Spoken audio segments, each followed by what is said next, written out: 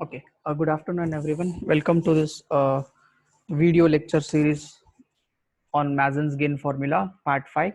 And in this video, we will try to see how the Mason's gain formula is applied to electrical network.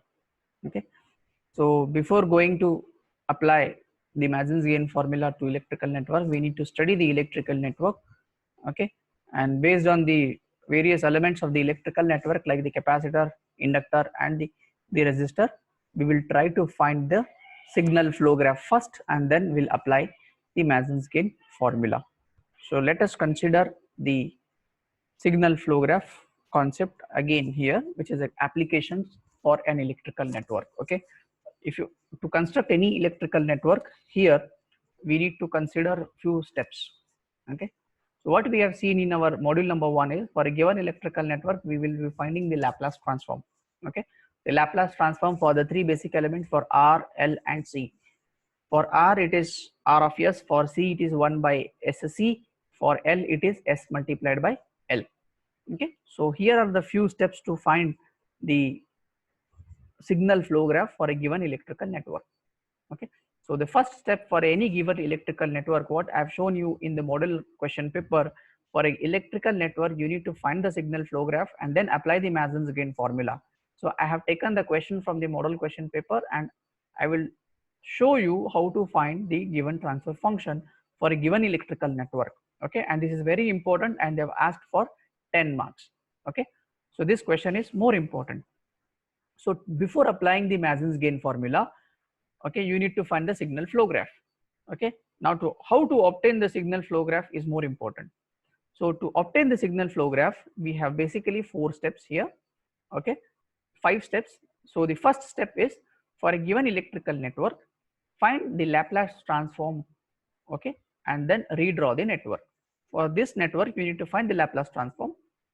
Okay, apply the concept of Laplace transform by showing the current like I1 and I2, V0 and V1, and then redraw the same network in terms of Laplace domain, or simply you can call it as S domain.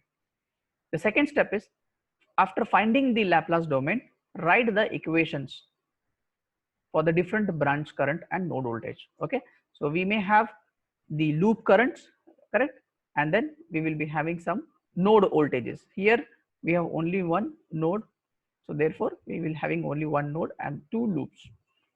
Then after finding the equations for the branch current and the node voltages, draw the signal flow graph for those equations. Suppose if you are having some 3 to 4 equations, draw those equations separately.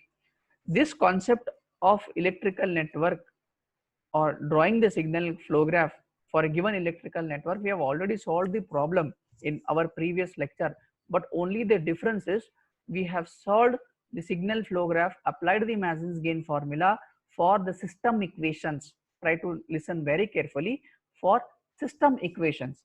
Okay, now again here we will do the same procedure, only the difference is the network will be given. Okay, but sometimes they will give you some system equations, so both are same, a bit twist. Okay, then the fourth step here is, combine all the signal flow graph for the given equations and try to build only one signal flow graph for the given network, and then simply apply the Mason's gain formula to find the overall transfer function. Okay, so let us see how we can transform this given problem, that is example 6.3. A given network can be transformed into a Laplace domain. Okay, so what you should do is, for the given network you apply the Laplace transform. You know how to apply the Laplace transform, correct? The Laplace transform for R is given by R of S, right? The Laplace transform for R of t, right? R of t is equal to R of S, right? Then the Laplace transform for C, that is capacitor, is given by 1 divided by SC. Similarly, the Laplace transform for the inductor is given by S multiplied by L. Okay, so these are the basic transformation for the given RLC. So simply you apply here. So this was R1, this is R2, fine. So I have taken one node here represented by V1 of S. The current flowing through the first loop is I1 of S. The current flowing through the second loop is I2 of S. Okay, I've just replaced the normal value of capacitor into its Laplace domain, that is 1 divided by SC, and for inductor it is S multiplied by L.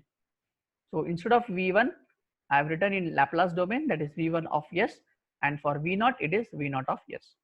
Now our network is transformed into the Laplace domain. Okay, Laplace domain. Now I have changed. After finding the Laplace domain, okay, the circuit for the Laplace domain, and we have, after redrawing, try to find the given equations in terms of node and in terms of current, loop currents. Correct? Basically, we have only two loop, so therefore two loop currents, and we have one node, that is V1 of S. Okay. Now let us find the first current, that is denoted by I of S.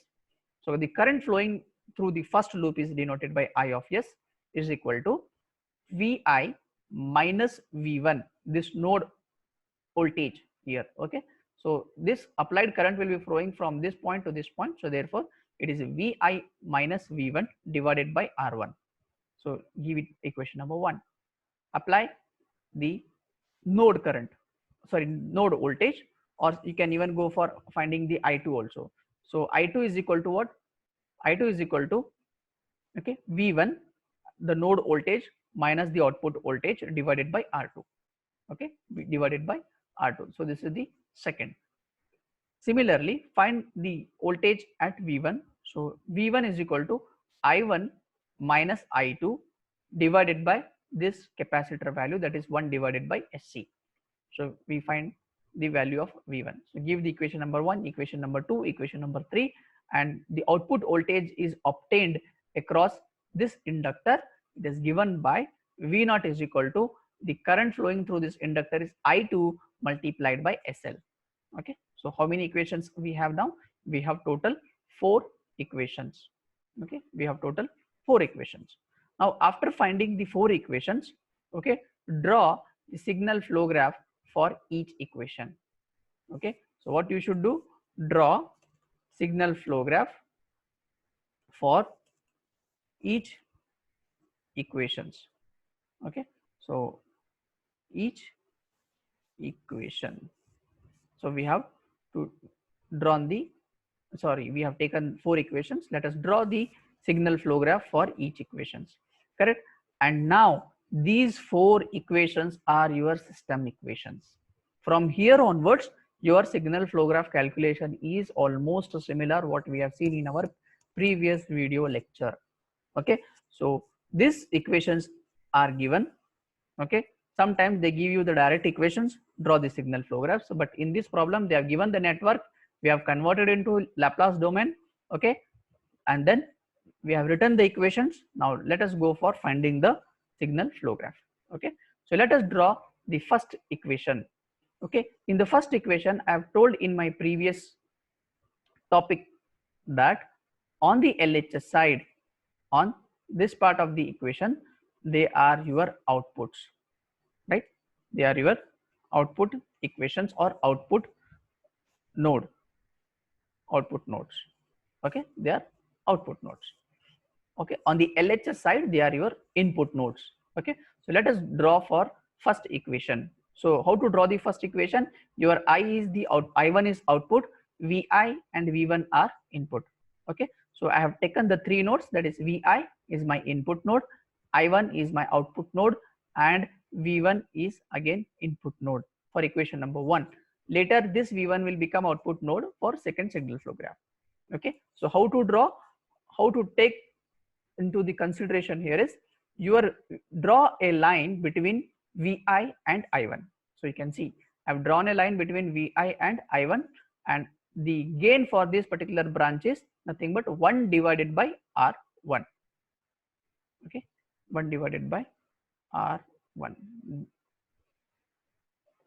So in this way we'll try to go for finding all the signal flow graph.